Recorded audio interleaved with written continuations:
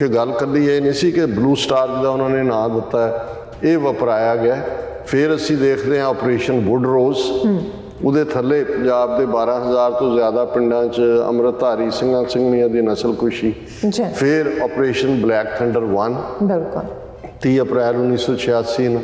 ਫਿਰ ਅਸੀਂ 88 ਦੇ ਵਿੱਚ ਦੇਖਦੇ ਹਾਂ ਆਪਰੇਸ਼ਨ ਬਲੈਕ ਥੰਡਰ 2। ਬਾਹਰਲੇ ਸੂਬਿਆਂ ਦੇ ਸਿੱਖਾਂ ਨੂੰ ਖਾਸ ਤੌਰ 'ਤੇ ਜਿੱਥੇ ਕਾਂਗਰਸ ਦੀਆਂ ਹਕੂਮਤਾਂ ਸੀ ਉਹਨਾਂ ਨੂੰ ਸਬਕ ਸਿਖਾਉਣ ਦੇ ਲਈ ਜਾਂ ਵੱਡੇ ਪੈਮਾਨੇ ਦੇ ਉੱਤੇ ਸਿੱਖਾਂ ਦੀ ਨਸਲਕੁਸ਼ੀ ਕਤਲੇਆਮ ਕਰਨ ਦੇ ਲਈ दूसरा ऑपरेशन जिहड़ा इंदिरा गांधी ने मास्टरमाइंड किया होया सी उसका नाम सी ऑपरेशन शांति। जिहड़े ये साध ने कहते हैं कि हुण तां असीं 30,000 के काउंट के उत्ते रुक गए, जिहड़ी इन्हां दी प्लैनिंग सी उहदे थल्ले लखां दा मारिया जाना सी। ये कहा जाता है कि बेअंत सिंह नूं इस गल दी भिणक पै गई सी कि ये कारा 8 नवंबर नूं ऑपरेशन शांति के नाम थल्ले ਭਾਰਤ ਭਰ ਦੇ ਗੁਰਦੁਆਰਿਆਂ ਦੇ ਵਿੱਚ ਸਿੱਖਾਂ ਦੇ ਨਾਲ ਕੀਤਾ ਜਾਣਾ। ਸੋ ਉਹਨਾਂ ਨੇ ਰਾਦਰ ਆਪਣੀ ਸ਼ਹਾਦਤ ਦੇ ਕੇ ਪ੍ਰੀਐਂਪਟ ਕੀਤਾ। ਉਹਨੂੰ ਨਰਕਗਾਮੀ ਹੋਇਆ 8 ਦਿਨ ਹੋ ਗਏ ਸੀ। ਇਹ ਨਾਨਾ ਜੀ ਦੇਸ਼ਮੁਖ ਨੇ ਆਪਣੀ ਲਿਖਤ ਜਿਹੜੀ ਆ ਉਹ ਸਾਰੇ ਪਾਸੇ ਸਰਕੂਲੇਟ ਕੀਤੀ। ਮੂਮੈਂਟਸ ਆਫ ਸੋਲ ਸਰਚਿੰਗ ਸਿੱਖਾਂ ਨੂੰ ਐਡਵਾਈਸ ਸੀ ਕਿ ਤੁਸੀਂ ਪਹਿਲਾਂ ਜਰਾ ਆਪਣਾ ਆਤਮ ਚਿੰਤਨ ਕਰਕੇ ਦੇਖੋ ਕਿ ਜੋ ਤੁਹਾਡੇ ਨਾਲ ਹੋਇਆ ਤੁਸੀਂ ਡਿਜ਼ਰਵ ਨਹੀਂ ਸੀ ਕਰਦੇ। कि नाना देशमुख कहता है the massacre of Sikhs was not the handiwork of any group और any anti social element but the result of a genuine feeling of anger. उन्हें कहा जी किसी ने प्लान नहीं किया, किसी ग्रुप का नहीं सी। ये हिंदुओं के विच गुस्सा सी सिखां दे खिलाफ, जिहड़ा जो होया सिखां दे नाल ये उस गुस्से का प्रगटाव सी।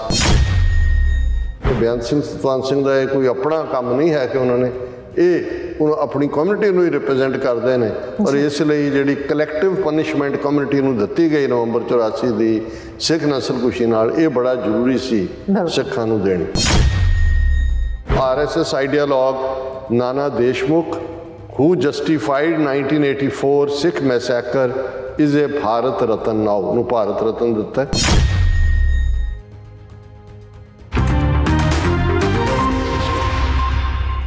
Viewers welcome back on programme. So viewer जिस तरह कि असी अज जिहड़ी सिख नस्लकुशी हुई है नवंबर दे विच उस दे विच ओहदी आपां गलबात कर रहे हैं। सो इस जिहड़ा अगला सैगमेंट है उस विच आपां गलबात करन जा रहे हैं कि आरएसएस दे आइडियालोग नाना देशमुख ने नवंबर 84 विच अपनी लिखत राहीं सिखां दी नस्लकुशी नूं जायज़ ठहराया सी। उस नाना देशमुख नूं मोदी सरकार ने अवार्ड नाल सन्मानित किया। जाहिर है कि सिख कौम के खिलाफ इस नस्लकुशी विच कांग्रेस अते बीजेपी इकट्ठे सन। सो इस बारे आपां गलबात करन जा रहे हैं। सो असीं चाहांगे कि तुसां इसी तरह बने रहना।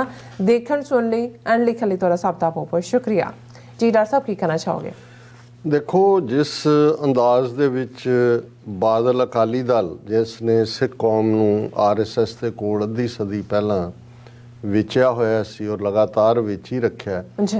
ਉਹਨਾਂ ਨੇ ਇਹਨਾਂ 38 ਸਾਲਾਂ 'ਚ ਹੁਣ ਤੋਂ ਅਸੈਂਬਲੀ ਚੋਣਾਂ ਦੇ ਵਿੱਚ ਤਾਂ ਉਹਨਾਂ ਨੂੰ 3 ਸੀਟਾਂ ਤੇ ਰਹਿ ਗਏ, ਲੇਕਿਨ ਇਹਨਾਂ ਸਾਰੇ ਵਰਿਆਂ ਦੇ ਵਿੱਚ ਇਹਨਾਂ ਦਹਾਕਿਆਂ ਦੇ ਵਿੱਚ ਉਹ ਇਹੀ ਸੌਦਾ ਵੇਚਦੇ ਰਹੇ ਕਿ ਦੇਖੋ ਕਾਂਗਰਸ ਨੇ ਸਾਡੇ ਨਾਲ ਕੀ ਕੀਤਾ।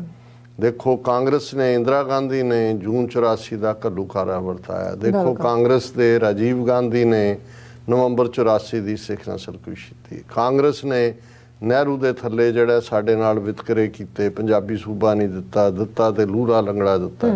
सो वो क्योंकि सिखां की एंटाई एस्टैबलिशमेंट सोच, क्योंकि दिल्ली दे विच लंबा वक्त कांग्रेस का ही राज रहा, 47 तो बाद कांग्रेस को पावर आई। सो इनू पुज के इन्होंने एक्सप्लॉयट किया और इसका नतीजा सी कि एक वड्डे तबके नूं सिखां दे कदे ये गल समझ ही नहीं आई कि ये सिख नस्लकुशी यही नहीं कि भी खुशियां सारे हिंदुओं ने मनाइयां, लेकिन इनू प्लान करन एग्जीक्यूट करन इंदिरा गांधी नूं किवें जिहड़ा आरएसएस बीजेपी दी मुकम्मल हमायत हासिल सी उसका असीं जिक्र करांगे कि जिहड़ा देशमुख जिस दे कोल जिसनूं हुण नाना जी देशमुख नूं कहंदे ने आरएसएस दा आइडियालॉग, जिसनूं मोदी सरकार ने भारत रतन दा अवार्ड भी दिता है, ਉਹਨੇ ਕਿਵੇਂ ਨਵੰਬਰ ਦੇ ਵਿੱਚ ਇਸ ਗੱਲ ਦਾ ਧਿਆਨ ਰਿਹਾ ਕਿ ਉਦੋਂ ਵੀ ਜਿਵੇਂ ਹੁਣ ਨਵੰਬਰ 8 ਨੂੰ ਗੁਰੂ ਨਾਨਕ ਸਾਹਿਬ ਦਾ ਪ੍ਰਕਾਸ਼ ਪੁਰਬ ਹੈ, ਨਵੰਬਰ 84 ਦੇ ਵਿੱਚ ਵੀ ਜਿਹੜਾ ਇਹ ਨਵੰਬਰ 8 ਜਾਂ 9 ਨੂੰ, ਮੈਨੂੰ ਐਗਜ਼ੈਕਟ ਯਾਦ ਨਹੀਂ ਹੈ, ਗੁਰੂ ਨਾਨਕ ਸਾਹਿਬ ਦਾ ਪ੍ਰਕਾਸ਼ ਪੁਰਬ ਸੀ ਜੀ। ਔਰ ਇਹ ਜਿਹੜੀ ਨਸਲਕੁਸ਼ੀ ਦਾ, ਔਰ ਇਹ ਗੱਲ ਕੱਲਾ ਇਹ ਨਹੀਂ ਹੈ ਵੀ ਕੋਈ ਸੁਣੀ ਸੁਣਾਈ ਗੱਲ ਹੈ। ਸੰਗਤ ਸਿੰਘ ਜਿਨ੍ਹਾਂ ਨੇ ਸਿਕਸ ਇਨ ਹਿਸਟਰੀ ਲਿਖਿਆ, ਇੰਡੀਆ ਦੀ ਫੋਰਨ ਸਰਵਿਸ ਦੇ ਵਿੱਚ ਆਲਾ ਅਹੁਦੇ 'ਤੇ ਉਹ ਰਹੇ ਸੀ, ਉਹਨਾਂ ਨੇ ਵੀ, ਔਰ ਹੋਰ ਵੀ ਸੋਰਸਿਸ ਰਾਹੀਂ ਹੁਣ ਤਾਂ ਸਾਹਮਣੇ ਆਇਆ ਕਿ ਜਿਹੜਾ ਇੰਦਰਾ ਗਾਂਧੀ ਨੇ ਜੂਨ 84 ਦੇ ਵਿੱਚ ਘੱਲੂਘਾਰਾ ਵਰਤਾਉਣ ਤੋਂ ਬਾਅਦ, ਕਿਉਂਕਿ ਉਹ ਫੋਕਸ ਸੀ ਪੰਜਾਬ, ਹਰਿਆਣਾ, ਹਿਮਾਚਲ ਦੇ ਇਤਿਹਾਸਕ ਗੁਰਦੁਆਰਿਆਂ ਦੇ ਉੱਤੇ, ਪੰਜਾਬ ਸਾਰਾ, ਜਿਹਦੇ 'ਚ 12,000 ਤੋਂ ਜ਼ਿਆਦਾ ਪਿੰਡਾਂ 'ਚ ਸਿੱਖਾਂ ਦੀ ਨਸਲਕੁਸ਼ੀ, ਕਿਉਂਕਿ ਗੱਲ ਕੱਲੀ ਇਹ ਨਹੀਂ ਸੀ ਕਿ ਬਲੂ ਸਟਾਰ ਜਿਹਦਾ ਉਹਨਾਂ ਨੇ ਨਾਂ ਦਿੱਤਾ ਇਹ ਵਪਰਾਇਆ ਗਿਆ। ਫਿਰ ਅਸੀਂ ਦੇਖਦੇ ਹਾਂ ਆਪਰੇਸ਼ਨ ਵੁੱਡ ਰੋਜ਼, ਉਹਦੇ ਥੱਲੇ ਪੰਜਾਬ ਦੇ 12,000 ਤੋਂ ਜ਼ਿਆਦਾ ਪਿੰਡਾਂ 'ਚ ਅੰਮ੍ਰਿਤਧਾਰੀ ਸਿੰਘਾਂ ਸਿੰਘਣੀਆਂ ਦੀ ਨਸਲਕੁਸ਼ੀ। ਫਿਰ ਆਪਰੇਸ਼ਨ ਬਲੈਕ ਥੰਡਰ 1 ਬਿਲਕੁਲ 30 ਅਪ੍ਰੈਲ 1986 ਨੂੰ। ਫਿਰ ਅਸੀਂ 88 ਦੇ ਵਿੱਚ ਦੇਖਦੇ ਹਾਂ ਆਪਰੇਸ਼ਨ ਬਲੈਕ ਥੰਡਰ 2, ਔਰ ਅਖੀਰ 'ਚ ਆਪਰੇਸ਼ਨ ਚੇਜ਼, ਔਰ ਕਿੰਨੇ ਉਹ ਸਾਰੇ ਪੰਜਾਬ ਦੇ ਵਿੱਚ ਜਿਹੜਾ ਲਗਾਤਾਰਤਾ ਨਾਲ ਜੈਨੋਸਾਈਡ 84 ਤੋਂ 94 95 ਤੱਕ ਚੱਲਦਾ ਰਿਹਾ, ਉਹ ਤਾਂ ਚੱਲ ਹੀ ਰਿਹਾ ਸੀ। ਲੇਕਿਨ ਬਾਹਰਲੇ ਸੂਬਿਆਂ ਦੇ ਸਿੱਖਾਂ ਨੂੰ, ਖਾਸ ਤੌਰ 'ਤੇ ਜਿੱਥੇ ਕਾਂਗਰਸ ਦੀਆਂ ਹਕੂਮਤਾਂ ਸੀ, ਉਹਨਾਂ ਨੂੰ ਸਬਕ ਸਿਖਾਉਣ ਦੇ ਲਈ ਜਾਂ ਵੱਡੇ ਪੈਮਾਨੇ ਦੇ ਉੱਤੇ ਸਿੱਖਾਂ ਦੀ ਨਸਲਕੁਸ਼ੀ, ਕਤਲੇਆਮ ਕਰਨ ਦੇ ਲਈ ਦੂਸਰਾ ਆਪਰੇਸ਼ਨ ਜਿਹੜਾ ਇੰਦਰਾ ਗਾਂਧੀ ਨੇ ਮਾਸਟਰਮਾਈਂਡ ਕੀਤਾ ਹੋਇਆ ਸੀ, ਉਸ ਦਾ ਨਾਂ ਸੀ ਆਪਰੇਸ਼ਨ ਸ਼ਾਂਤੀ। ਔਰ ਉਹ ਆਪਰੇਸ਼ਨ ਸ਼ਾਂਤੀ ਨਵੰਬਰ 8 ਨੂੰ ਕੀਤਾ ਜਾਣਾ ਸੀ ਕਿ ਕਿਉਂਕਿ ਗੁਰੂ ਨਾਨਕ ਸਾਹਿਬ ਦੇ ਪ੍ਰਕਾਸ਼ ਪੁਰਬ ਦੇ ਮੌਕੇ 'ਤੇ ਭਾਰਤ ਭਰ ਦੇ ਗੁਰਦੁਆਰਿਆਂ 'ਚ ਵੱਡੀ ਗਿਣਤੀ 'ਚ ਸਿੱਖ ਸੰਗਤਾਂ ਨੇ ਇਕੱਤਰ ਹੋਣਾ ਸੀ, ਇਕੱਠੇ ਹੋਣਾ ਸੀ, ਔਰ ਗੁਰਦੁਆਰਿਆਂ ਦੇ ਉੱਤੇ ਅਟੈਕ ਕੀਤੇ ਜਾਣੇ ਸੀ। ਸੋ ਜ਼ਾਹਰ ਹੈ, ਜਿਹੜਾ ਬਹੁਤ ਵਾਰੀ ਪੁੱਛਿਆ ਜਾਂਦਾ ਹੈ ਕਿ ਜੀ ਇਹ ਇੱਕੋ ਵੇਲੇ ਇੱਕੋ ਸਾਈਜ਼ ਦੇ ਲੋਹੇ ਦੇ ਸਰੀਏ, ਚਿੱਟਾ ਪਾਊਡਰ, ਵੋਟਰ ਲਿਸਟਾਂ ਰਾਹੀਂ ਜੇ 8 ਮੰਜ਼ਲਾ ਘਰ ਹੈ ਤੇ ਉਹਨਾਂ ਨੂੰ ਕਿਵੇਂ ਪਤਾ ਹੈ ਕਿ ਵੀ 6ਵੀਂ ਮੰਜ਼ਿਲ ਤੇ ਸਿੱਖ ਰਹਿੰਦੇ ਨੇ, ਕਿਉਂਕਿ ਇਹ ਉਸ ਆਪਰੇਸ਼ਨ ਸ਼ਾਂਤੀ ਦੇ ਲਈ ਜਿਹਦੇ ਥੱਲੇ ਅਟੈਕ ਹੋਣੇ ਸੀ, ਇਹ ਉਹਦੇ ਲਈ ਤਿਆਰੀ ਕੀਤੀ ਹੋਈ ਸੀ। ਔਰ ਇਹ ਵੀ ਇਨਸਾਈਡ ਜਾਣਕਾਰੀ ਹੈ ਕਿ ਕਿਸੇ ਹਾਲਾਂਕਿ ਬੇਅੰਤ ਸਿੰਘ, ਸਤਵੰਤ ਸਿੰਘ ਆਪਣਾ ਮਨ ਤਾਂ ਉਹ ਬਣਾ ਰਹੇ ਸੀ ਜਦੋਂ ਜੂਨ 84 ਦੇ ਘੱਲੂਘਾਰੇ ਬਾਰੇ ਖੁਦ ਉਹਨਾਂ ਨੇ ਆ ਕੇ ਦੇਖਿਆ ਉੱਥੇ ਕੀ ਹੋਇਆ, ਪਰ ਇਹ ਕਿਹਾ ਜਾਂਦਾ ਹੈ ਕਿ ਬੇਅੰਤ ਸਿੰਘ ਨੂੰ ਇਸ ਗੱਲ ਦੀ ਭਿਣਕ ਪੈ ਗਈ ਸੀ ਕਿ ਇਹ ਕਾਰਾ 8 ਨਵੰਬਰ ਨੂੰ ਆਪਰੇਸ਼ਨ ਸ਼ਾਂਤੀ ਦੇ ਨਾਂ ਥੱਲੇ ਭਾਰਤ ਭਰ ਦੇ ਗੁਰਦੁਆਰਿਆਂ ਦੇ ਵਿੱਚ ਸਿੱਖਾਂ ਦੇ ਨਾਲ ਕੀਤਾ ਜਾਣਾ। ਸੋ ਉਹਨਾਂ ਨੇ ਰਾਦਰ ਆਪਣੀ ਸ਼ਹਾਦਤ ਦੇ ਕੇ ਪ੍ਰੀਐਂਪਟ ਕੀਤਾ, ਉਹਨੂੰ ਤਾਂ ਪਾਪਣ ਨੂੰ ਤਾਂ ਸਜ਼ਾ ਯਾਫਤਾ ਕੀਤਾ ਹੀ ਕੀਤਾ। ਲੇਕਿਨ ਇਹਦੇ ਨਾਲ ਉਹ ਜਿਹੜੇ ਇਹ ਸਾਧਨ ਨੇ, ਉਹ ਕਹਿੰਦੇ ਨੇ ਕਿ ਹੁਣ ਤਾਂ ਅਸੀਂ 30,000 ਦੇ ਕਾਊਂਟ ਦੇ ਉੱਤੇ ਰੁਕ ਗਏ, ਜਿਹੜੀ ਇਹਨਾਂ ਦੀ ਪਲੈਨਿੰਗ ਸੀ ਉਹਦੇ ਥੱਲੇ ਲੱਖਾਂ ਦਾ ਮਾਰਿਆ ਜਾਣਾ ਸੀ ਜਿਹੜਾ, ਔਰ ਇਹ ਜਿਹੜਾ ਉਹਨੂੰ ਪ੍ਰੀਐਂਪਟ ਕਰਕੇ ਉਹਨਾਂ ਨੇ ਉਸ ਲਾਸ ਨੂੰ ਬਚਾਇਆ।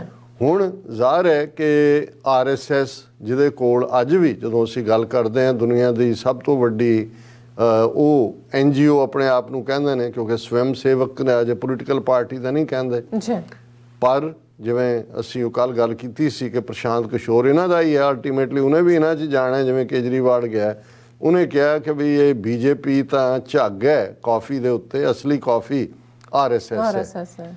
ਹੁਣ ਨਾਨਾ ਜੀ ਦੇਸ਼ਮੁਖ ਜਿਹੜਾ ਇਸ ਸਾਰੇ ਨੂੰ ਜਸਟੀਫਾਈ ਕਰ ਰਿਹਾ, ਔਰ ਕੱਲਾ ਇਹੀ ਨਹੀਂ, ਉਹਨੇ ਇੰਦਰਾ ਗਾਂਧੀ ਦੇ ਮਾਰੇ ਜਾਣ ਤੋਂ ਬਾਅਦ RSS ਨੇ ਕਿਵੇਂ ਟ੍ਰਿਬਿਊਟ ਦਿੱਤੀ, ਪਹਿਲਾਂ ਵੀ ਉਸ ਨੂੰ ਦੁਰਗਾ ਮਾਤਾ ਦਾ ਖਿਤਾਬ ਅਟਲ ਬਿਹਾਰੀ ਵਾਜਪਾਈ ਨੇ ਦਿੱਤਾ ਸੀ, ਔਰ ਫਿਰ ਉਹਨੂੰ ਟ੍ਰਿਬਿਊਟ ਹੀ ਨਹੀਂ ਦਿੱਤੀ ਗਈ ਇੰਦਰਾ ਗਾਂਧੀ ਨੂੰ 8 ਨਵੰਬਰ ਨੂੰ ਗੁਰੂ ਨਾਨਕ ਸਾਹਿਬ ਦੇ ਪ੍ਰਕਾਸ਼ ਪੁਰਬ ਦੇ ਮੌਕੇ, ਜਦੋਂ ਕਿ ਉਹਨੂੰ ਨਰਕਗਾਮੀ ਹੋਇਆ 8 ਦਿਨ ਹੋ ਗਏ ਸੀ।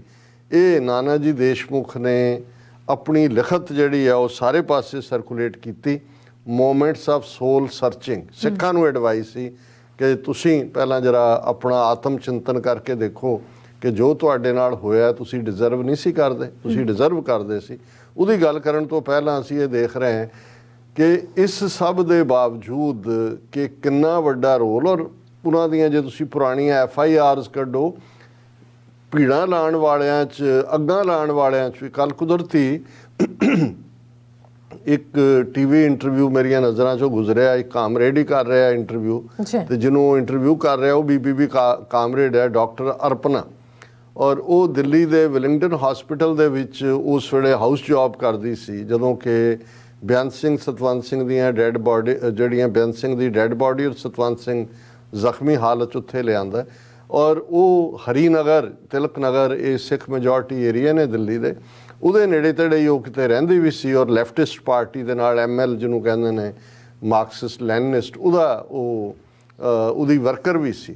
ਸੋ ਉਹਨੇ ਬੜਾ ਡਿਟੇਲ 'ਚ ਐਕਸਪਲੇਨ ਕੀਤਾ ਕਿ ਭਾਈ ਕਿਵੇਂ ਅਫਵਾਹਾਂ ਤਾਂ ਫੈਲਾਈਆਂ ਹੀ ਜਾ ਰਹੀਆਂ ਸੀ, ਕਿਵੇਂ ਮੁਹੱਲਿਆਂ ਦੇ ਵਿੱਚ ਜਿਹੜੇ ਹਿੰਦੂਤਵੀ ਸੋਚ ਵਾਲੇ ਨੇ ਪੁਲਿਸ ਦੇ ਨਾਲ ਰਲ ਕੇ, ਪੁਲਿਸ ਕਿੰਨਾ ਵੱਡਾ ਰੋਲ ਅਦਾ ਕਰ ਰਹੀ ਸੀ ਕਿ ਭਾਈ ਸਿੱਖਾਂ ਨੂੰ, ਔਰ ਇਹ ਕਿਹਾ ਜਾ ਰਿਹਾ ਸੀ ਜਦੋਂ ਪੁਲਿਸ ਸਿੱਖਾਂ ਦੇ ਘਰਾਂ ਦੇ ਉੱਤੇ ਵੀ ਜਾ ਰਹੀ ਸੀ ਕਿ ਇਹਨਾਂ ਨੇ ਹਥਿਆਰ ਜਮ੍ਹਾਂ ਕੀਤੇ ਹੋਏ ਨੇ, ਔਰ ਹਿੰਦੂਤਵੀ ਜਿਹੜੇ ਨੇ ਰਾਹ ਜਾਂਦੀਆਂ ਲੋਕਾਂ ਨੂੰ ਇਕੱਠਾ ਕਰਕੇ ਕਿ ਭਾਈ ਸਿੱਖਾਂ ਨੇ ਤੁਹਾਡੇ ਤੇ ਹਮਲਾ ਕਰਨਾ, ਆਓ ਉਹਨਾਂ ਦਾ ਕਰੀਏ। ਸੋ ਉਸ ਤੋਂ ਇਹ ਅੰਦਾਜ਼ਾ ਹੁੰਦਾ ਹੈ ਕਿ ਕਿਸ ਲੈਵਲ ਤੇ, ਔਰ ਇਹ ਤਾਂ ਸੀ ਕਿ ਜੀ ਇੰਨੀਆਂ FIRs ਇਹਨਾਂ ਦੇ RSS ਦੇ ਖਿਲਾਫ ਸੀ ਜਦੋਂ ਵਾਜਪਾਈ ਦੀ ਸਰਕਾਰ ਬਣੀ, ਉਹਨੂੰ ਵਾਪਸ ਲਿਆ ਗਿਆ।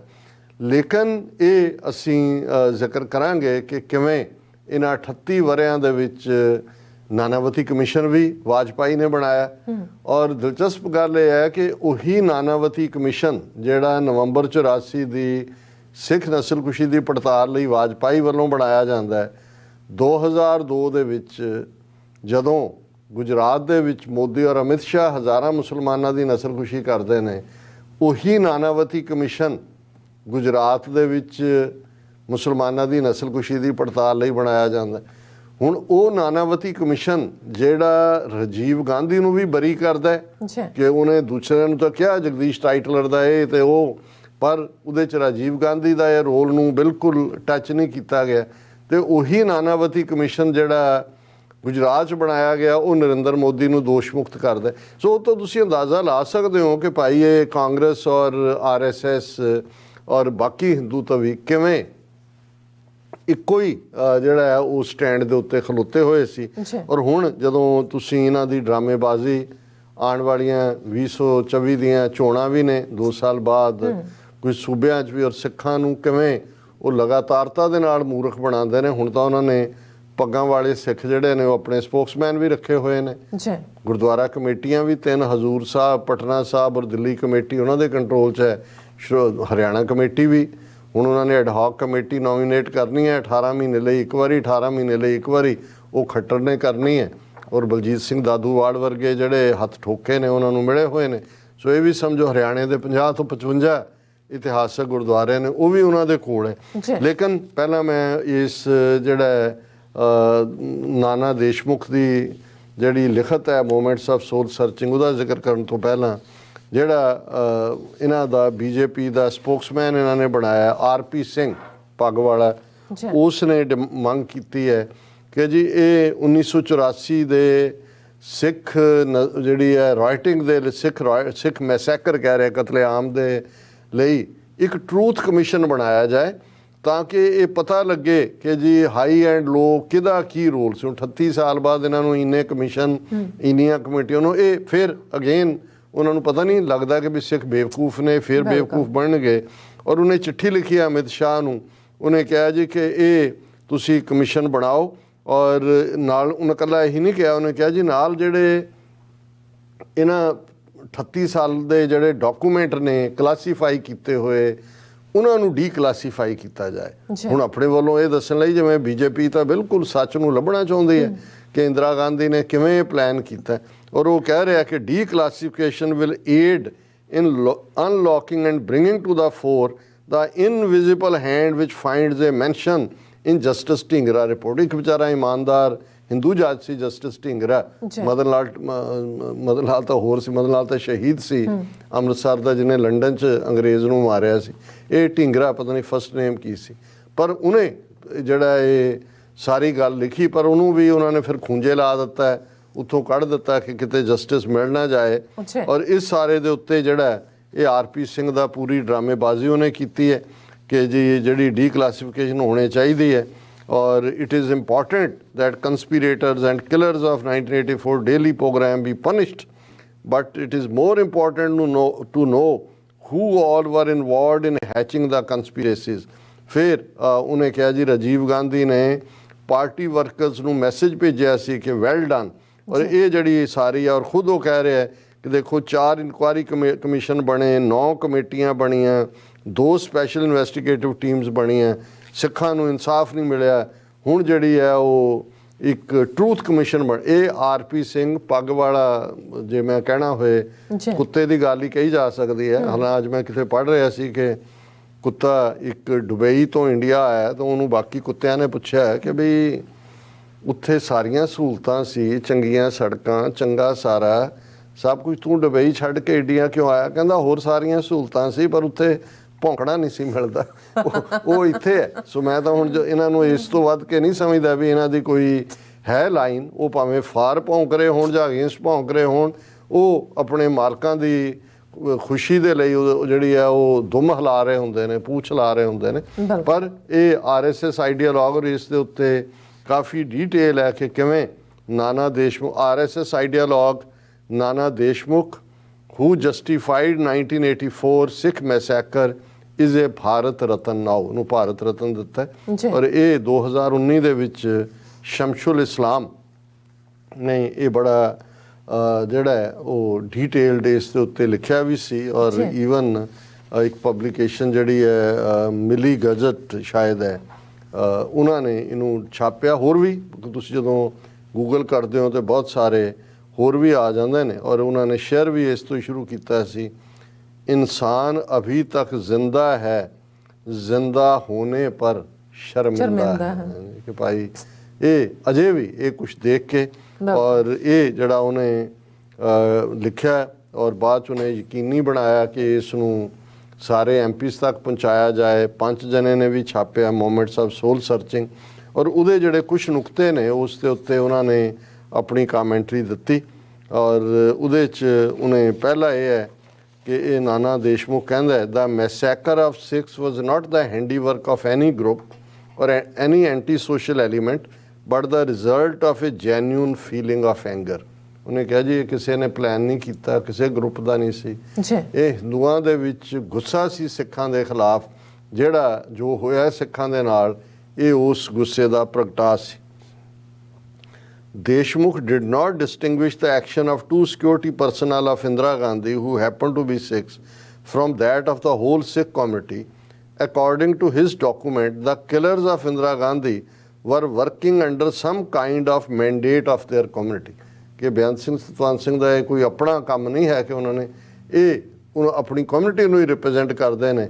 ਔਰ ਇਸ ਲਈ ਜਿਹੜੀ ਕਲੈਕਟਿਵ ਪਨਿਸ਼ਮੈਂਟ ਕਮਿਊਨਿਟੀ ਨੂੰ ਦਿੱਤੀ ਗਈ ਨਵੰਬਰ 84 ਦੀ ਸਿੱਖ ਨਸਲਕੁਸ਼ੀ ਨਾਲ, ਇਹ ਬੜਾ ਜ਼ਰੂਰੀ ਸੀ ਸਿੱਖਾਂ ਨੂੰ ਦੇਣੀ।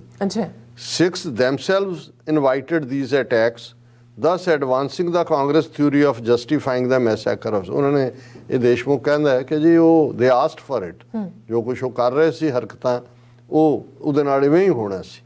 ਫਿਰ ਉਹ ਕਹਿੰਦਾ he glorified the operation Blue Star and described any opposition to it as anti-national.